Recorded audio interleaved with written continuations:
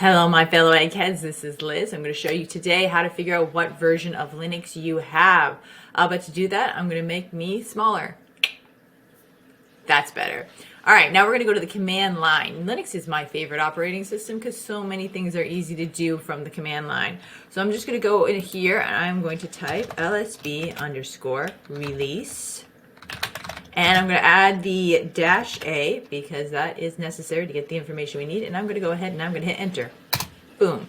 All right, and as you can see here, it gives you the distributor ID, the description, the release, the code name, really a lot of the information you need. If you're looking specifically for what kernel you have, that video is in the description down below. We also have that because we're big on Linux. But anyway, from one egghead to another egghead, this is Liz signing out.